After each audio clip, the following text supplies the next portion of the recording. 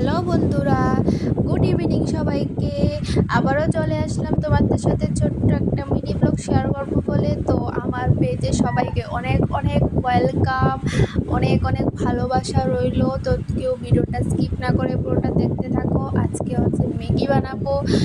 তো দেখো আমি যেভাবে ম্যাগি বানাই আজকে সেটা শেয়ার করব তোমাদের সাথে। তো দেখো প্রথমে ম্যাগিটাকে সিদ্ধ করে নিচ্ছি ভালো করে। বানাবো না, চার পাঁচটা ম্যাগি বানাবো। তো এখানে আমি 4টা ম্যাগি নিয়েছি। আর দেখো ম্যাগিটা সিদ্ধ বসিয়ে দিয়েছি। ম্যাগিটা সিদ্ধ হতে হতে এখানে সব কিছু রেডি করে ফেলবো।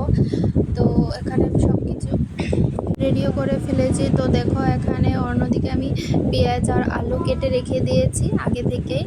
তো তারপর আমি কড়াইয়ের মধ্যে তেল বসিয়ে দিলাম, কড়াইটা গরম হোক, তারপর দেখাবো কি করছি। তো ওখানে 3টে ডিম নিয়েছি। তারপর দেখো তেলটা গরম হওয়ার পর পেঁয়াজগুলো দিয়ে দিয়েছি। পেঁয়াজগুলো ভালোভাবে এখন ভেজে নেব। তারপর আলুগুলি দিয়ে ভেজে নেব, আলাদা আলাদা করে আমি ভাজি। তো তোমরা কে কীভাবে ভাজো অবশ্যই বলবে। এইভাবে আমার মতো কারা কারা খাও সেটাও জানাতে কেউ ভুলবে না। তো আমি যেভাবে খাই সেভাবেই দেখাচ্ছি তোমাদেরকে, কেউ নেগেটিভ কমেন্ট করবে না। আমি এখনও অত বড় রাঁধুনি হয়নি যে আমার রান্না সবগুলো ঠিকঠাকভাবে হবে। যদি ভুল হয়ে থাকে তোমরা অবশ্যই আমাকে বলে দিবে, তাহলে আমি এটা শিখতে নেব আর শিখতে খুব সুবিধা হবে। আর যেদিন বড় রাঁধুনি হয়ে যাব সেদিন ভালো ভালো করে ঠিকঠাক রান্না করে তোমাদেরকে অবশ্যই ডেইলি ভিডিও দেবো। যাই হোক, বেশি কথা বলে ফেললাম, আর বেশি কথা বলবো না।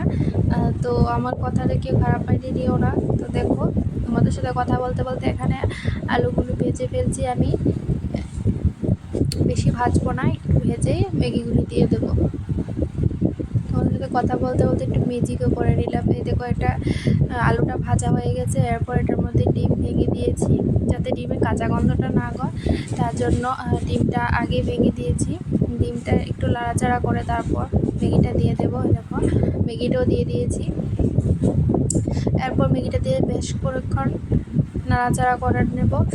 তো এটা নাড়াচাড়া পরের অংশটাই তোমাদেরকে দেখাচ্ছি, নাড়াচাড়া অংশটা দেখাতে পারলাম না, তার জন্য সরি। আর এটা কি দেখাবো, তোমরা তো জানোই এটা। আর তারপর দেখো আমার জামাই আমার জন্য শসা কেটে রেখেছে। আর এখানে জামাইকে বসিয়ে দিয়েছি লতি কাটার জন্য। এই দেখো ভালোই কেটেছে, ফার্স্ট টাইম কেটেছে, তাও ভালোই কেটেছে। তো আজকের জন্য এতটুকু, টাটা, ভালো থেকো, সুস্থ থেকো।